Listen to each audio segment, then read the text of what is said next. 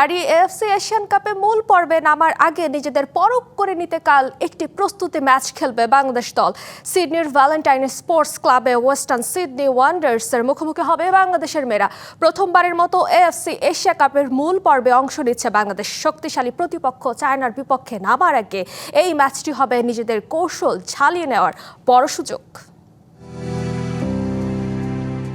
AFC Asian কাপের মূল পর্বে প্রথমবার অংশ নিচ্ছে বাংলাদেশের মেয়েরা। গ্রুপ পর্বে শক্তিশালী তিন প্রতিপক্ষের বিপক্ষে লড়বে লাল সবুজের প্রতিনিধিরা। টুর্নামেন্টের শুরুর প্রায় সপ্তাহ দুয়েক আগেই সিডনি পৌঁছেছে মেয়েরা। ব্যস্ত সময় পার করছে কঠোর অনুশীলনে। গ্রুপ বিতে নিজেদের প্রথম ম্যাচে আফিদাদের কঠিন প্রতিপক্ষ চায়না।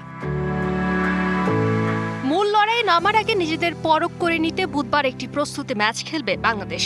ভ্যালেন্টাইন স্পোর্টস ক্লাবে স্থানীয় একটি ক্লাব ওয়েস্টার্ন সিডনি ওয়ান্ডারার্সের বিপক্ষে খেলবে টাইগ্রেসরা। কৌশল ঝালিয়ে নেওয়ার এটাই সুযোগ মেয়েদের সামনে।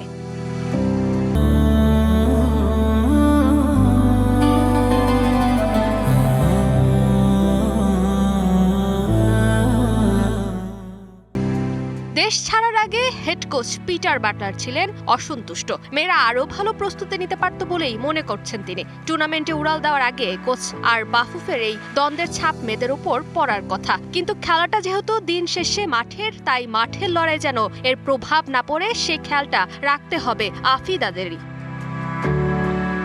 গ্রুপে চায়না বাংলাদেশের সবচেয়ে বড় প্রতিপক্ষ। 9 বার এএফসি এশিয়ান কাপের ট্রফি নিজেদের শোকেসে তুলেছে ওরা। আর এবার 16তম বারের মতো অংশ নিতে যাচ্ছে এই টুর্নামেন্টে। গ্রুপ পর্বে বাংলাদেশের বাকি দুই প্রতিপক্ষ নর্থ কোরিয়া আর উজবেকিস্তান। ফারজানা জাহান প্রিয়া, ডিবিসি নিউজ।